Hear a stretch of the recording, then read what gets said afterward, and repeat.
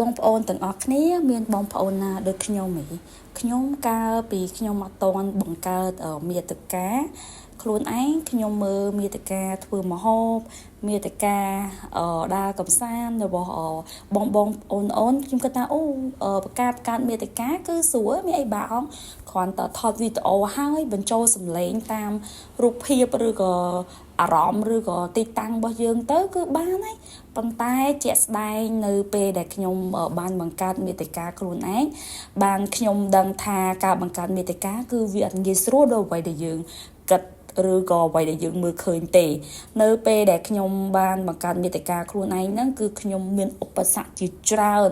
គឺទី1បច្ចេកទេសនៃការបញ្ចូលសំឡេងទី2បច្ចេកទេសនៃការកាត់តនិងទី3គឺបច្ចេកទេសនៃការថតវីដេអូគឺខ្ញុំអាចនិយាយថាគឺខ្ញុំអត់មានទេពកោសល្យ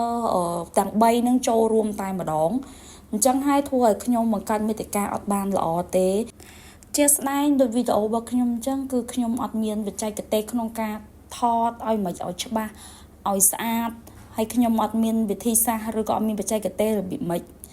ដែលកាត់វីដេអូហ្នឹងឲ្យចេញមកគួរឲ្យតាក់ទាញហើយជាពិសេសដែលជាចំណុចដែលពិបាកសម្រាប់ខ្ញុំតែម្ដងគឺការបញ្ចូលសំឡេងវាហាក់មើលទៅដូចងាយស្រួលខ្លាំងគ្រាន់តែមើលរូបមើលអីទៅនិយាយបានអូខេសម្រាប់បងឬក៏អូនផ្សេងៗប្រហែលជាគាត់អាចនឹងមានទេពកោសល្យហ្នឹងគាត់អាចនិយាយទៅស៊ីជាមួយនឹងវីដេអូរបស់គាត់តែសម្រាប់ខ្ញុំគឺពិតជាពិបាកខ្លាំងមែនតែនចំណុចហ្នឹងគឺនៅពេលដែលខ្ញុំចាប់ផ្ដើម voice គឺខ្ញុំចាប់ផ្ដើមអៀនខ្លួនឯងខ្ញុំចាប់ផ្ដើមនិយាយលែងចេញហើយខ្ញុំចាប់ផ្ដើមគំនិតរបស់ខ្ញុំដឹងទៅណាអស់លេងហើយខ្ញុំអត់ដឹងថាខ្ញុំត្រូវនិយាយពីអីទេហើយខ្ញុំពេលដែលខ្ញុំនិយាយទៅខ្ញុំមានអារម្មណ៍ថាខ្ញុំនិយាយស្គងហើយខ្ញុំនិយាយមានអារម្មណ៍ថាដូចជាអត់ស៊ីជាមួយនឹងវីដេអូហើយដូចជាមិនមែនចេញពីធម្មជាតិថាដូចជារៀងរឹងជាពិសេសខ្ញុំអត់ចូលចិត្តសេប្រូទេនៅពេលដែលខ្ញុំសេប្រូ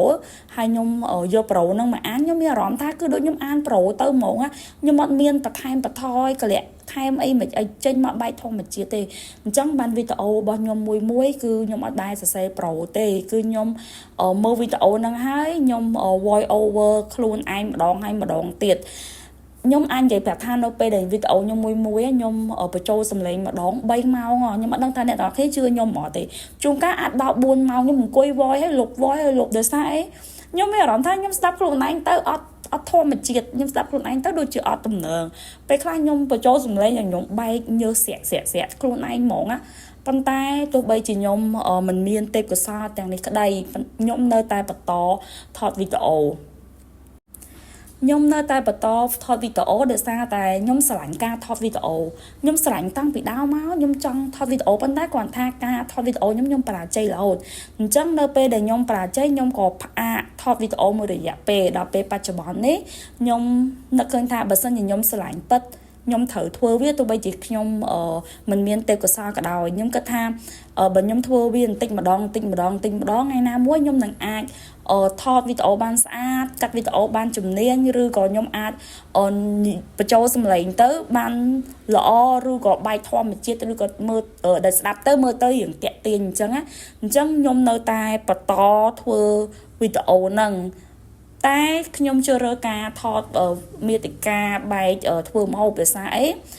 មាតិកាបែកធ្វើម្ហូបមានថាខ្ញុំធ្វើម្ហូបជាប្រចាំទោះបីជាខ្ញុំល្ងប៉ុណ្ណាក៏ដោយក៏ខ្ញុំអាចឆ្លៀតពេលក្នុង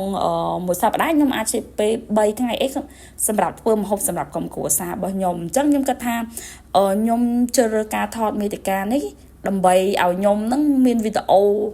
ច្រើនហើយខ្ញុំអាចរៀនបញ្ចូលសំឡេងហើយខ្ញុំអាចរៀនកាត់វីដេអូបានញឹកញាប់ជាងមុនអញ្ចឹងខ្ញុំគិតថាបើសិនជាខ្ញុំខំប្រឹងខ្ញុំអត់បោះបង់ហើយខ្ញុំនៅតែបន្តធ្វើវាខ្ញុំគិតថាថ្ងៃណាមួយខ្ញុំនឹងអាចទទួលបានជោគជ័យទោះបីជាភាពជោគជ័យនេះវាមិនមែនធំដុំឬក៏វាមិនមែនអស្ចារ្យប៉ុន្តែឲ្យតែមានការរីកចម្រើនតែ 1% ក៏ខ្ញុំគិតថាវាជាភាពជោគជ័យដែរ